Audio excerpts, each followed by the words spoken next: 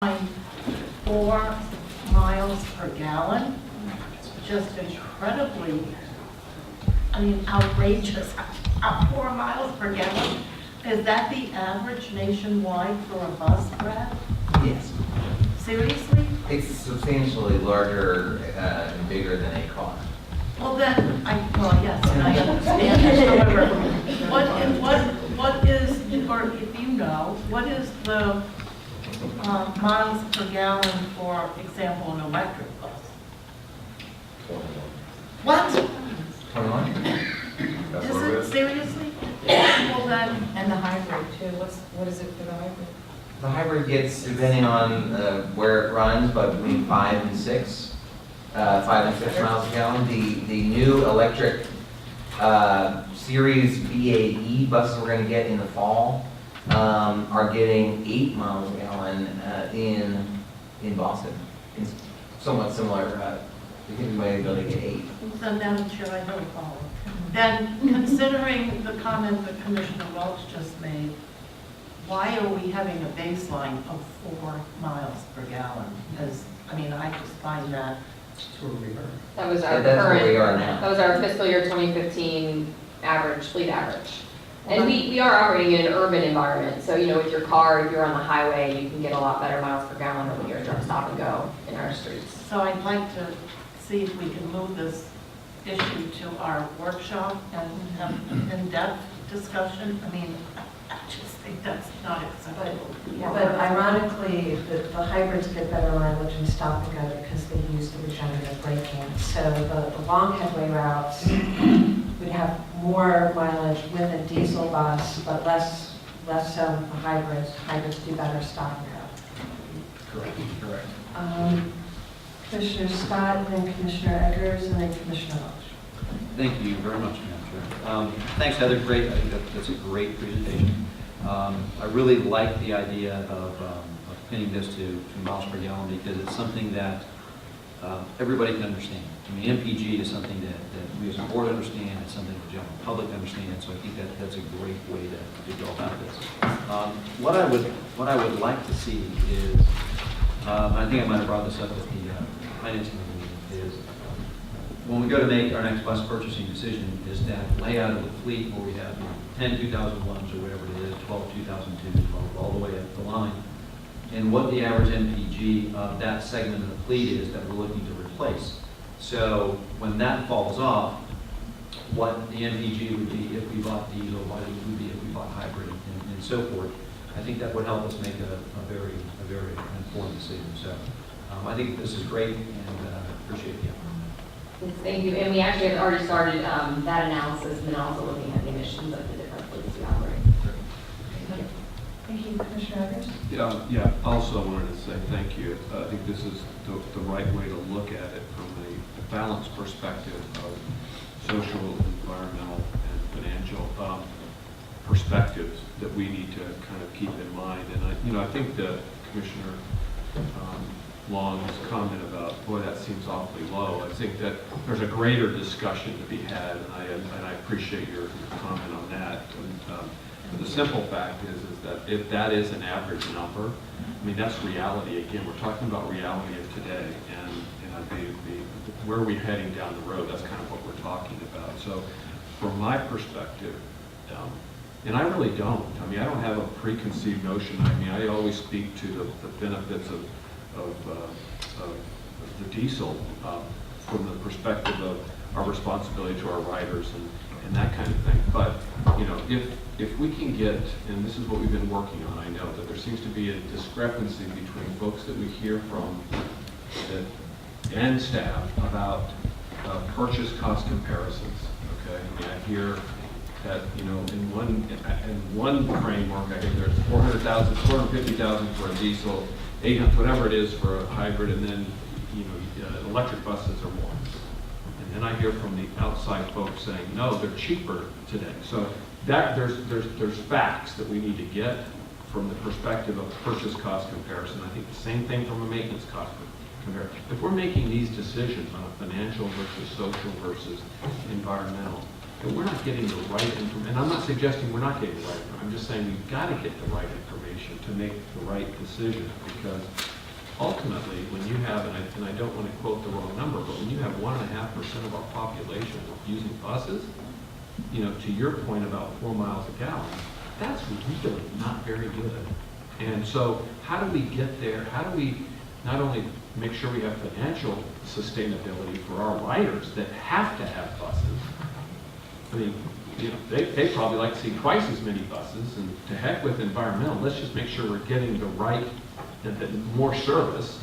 And I'm not saying all riders. I'm just saying that there's a component of having dependability and more service and all the other issues that we're talking about. So I really think this is the right way to look at it. I'm not sure what numbers or things we should look at. I think MPG is a good one.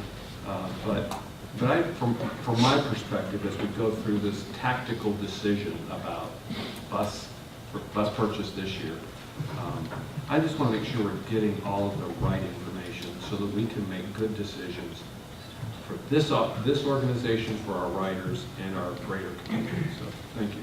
Thank you, Commissioner Eggers. Commissioner Welch? Thank you, Madam Chair. I agree with everything that Commissioner Eggers said. Stop. Oh Stop. Don't say but. I wasn't going to say but. I was going to say in addition to that. I want to thank you, Madam Chair, for bringing this approach forward, because it is really about balance between those three, environmental, financial, and social responsibilities. And I think words matter, and I'm uncomfortable that we're now calling the hybrids electrics. That's what we've been calling hybrids, so I want to keep that straight in my mind. The BADs are hybrids. But the other point is having the most current data, because the price point for the electrics is changing. It's changed over the last year that we've talked about. And we really need to have the right data on that, as Commissioner Eggers said, because when we talk about total cost of ownership, what I'm hearing and some of my research shows that the payback on those electrics has really come down. So whenever we make that decision, you know, it's going to be about balancing those three.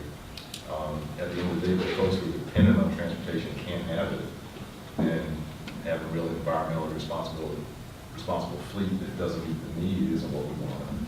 But on the other hand, and I told Brad this from day one, I don't think MPG can be our sole measure. As Miami streets are filling with ocean water, you know, we can't change the whole sea level rise issue, but we can be a leader. And if other transit agencies have that same approach, well, we can't affect it, then it never gets changed. So I just have an open mind as well moving forward, but I think we need to have current information as we move forward. I look forward to that workshop, Madam Chair. Commissioner Gerard, and then Vice Chair Bajowski. And I think I agree with everything that's been said so far by everyone. I agree with Commissioner Long that I'd like to have a more in-depth discussion about this before we have some decision point in May or August or whenever the heck we're deciding what kind of buses to buy. So we're not in the same, and I've said this before, in the same position this year that we were in last year, and trying to make that without all the information that we need. And again, lifespan expenses is what I'd like to see, what Commissioner Scott was saying about the initial cost, the lifespan, the MPGs and all that, and I don't think that can be the only measure either. I just want to see a balance between environmental issues and budget and social issues, because I still think we're looking a lot at the financial and not as much as those other two ends. And I don't want to lock us into any one decision, but I want to have all the information when I make that decision this time. So, and I don't feel like I have it yet. Just give me a bunch of numbers on a page and I'll figure it out. Be careful what you ask for. Yeah, I know, but We can make numbers. lots of numbers. Okay, Vice Chair Bajowski, then Commissioner Johnson, and then Commissioner Scott. Okay, thank you, Madam Chair. I liked what And I too agree with many of what's been said. I liked what Mr. Scott had to say because, you know, looking at the groups you're replacing and being able to understand what the improvement is from that group to what you're buying, and then how does that affect the total. I think those are important things with the MPGs. I do like that it's a balanced plan, but I also very much agree with what Commissioner Welch was saying, is that at some point with the sea level rise issue, you just have to bite the bullet. And the reason certain technologies are more expensive, I mean, if you remember when the VCR came out years ago, nobody ever thought they could afford the darn thing, but that's because nobody had one. And as the market started flooding in it, with it, the price came down. Well, if people don't start biting the bullet, the price on these things are never going to come down. I'm not saying that our residents have to take the brunt of that financial hit, but we do have to, you know, kind of think about that. And I would also say that I would hope along the way that we as a board, or Brad, or the planning committee, the finance committee, would welcome the Sierra Club in to talk about this policy. Because what I don't want to see, I want us to be working together to get to the end result. Now, we may not agree on every fine point, but in general, in concept, if we agree, then we're not going to have the same situation this coming summer as we did last year. And I think it's important, you know, this organization is an environmental watchdog. It does help us stay on our toes, and helps everybody stay on our toes. So I think we're better served if we're working together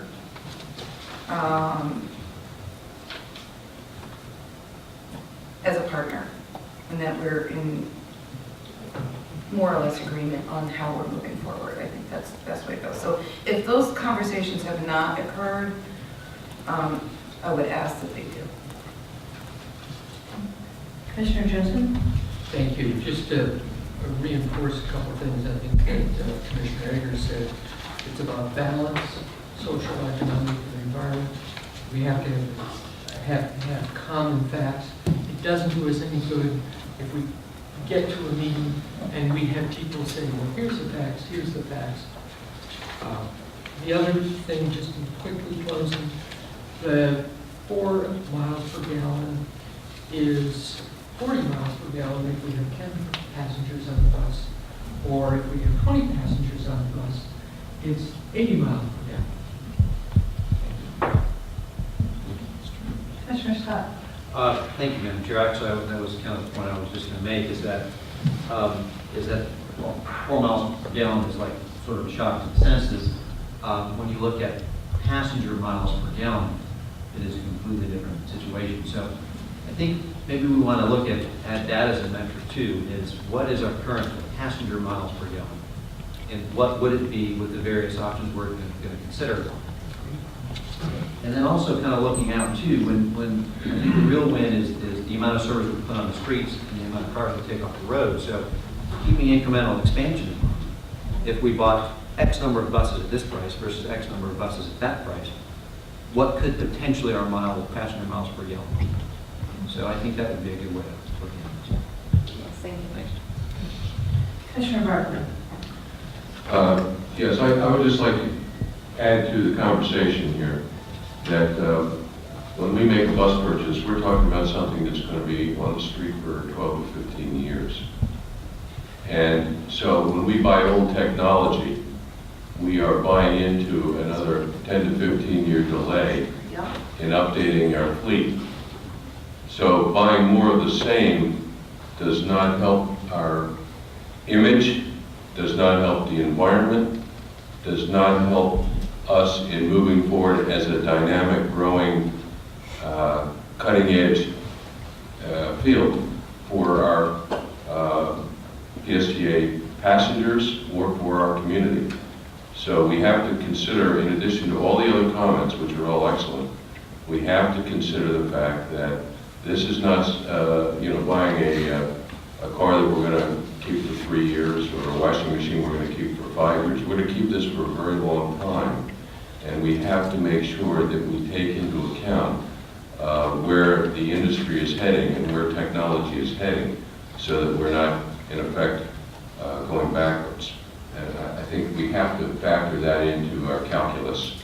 So with regard to Commissioner Gerard's comments of all the numbers, there also has to be our own ability to look forward into the future as much as possible and to identify where the industry as a whole is heading, where technology is heading, and where our organization needs to be heading. We need to be out in front. We need to be a leader. And that's a very important part of this calculus that we're talking about. Well said. Great. I have these are really great comments. This is an important discussion. I think we all want to see PSTA be a leader in sustainability and make comprehensive and smart decisions about how we get there. I did have a quick question for you, Heather. On the summary page, it's referred to staff submitted PSTA's baseline information for recognition at the bronze level. And if I understand correctly, with APTA, what we apply to see how we get to the bronze level, and then that starts us into a process where we would shoot for a higher level. I just like to hear us shoot a lot higher than that as our goal, and so I don't want to get tripped up too much with semantics here, but I'd like to see us do better than bronze. I would agree. Yes, they actually, we had a signatory where we were signatory, and then we were working towards bronze, and there are a number of sustainability measures, not just related to fuel use. And so we did submit to receive the bronze level, which is kind of the first level of recognition based on some other things. So on our increase in our recycling rates, on our expansion of the TD program, the pass programs, and a number of other things. So we did have some baselines for those from 2013 that we were able to submit on. But yes, our longer term goal would be to work our way up to silver, gold, and then they actually have a platinum level. Great. And I noticed that APTA is having a sustainability conference in Austin, I think in July, and I think that would be great if you or you've designated as our sustainability champion on the staff side were to attend that. I think that would be a great idea. Okay, good. You can take staff versus a board member with you.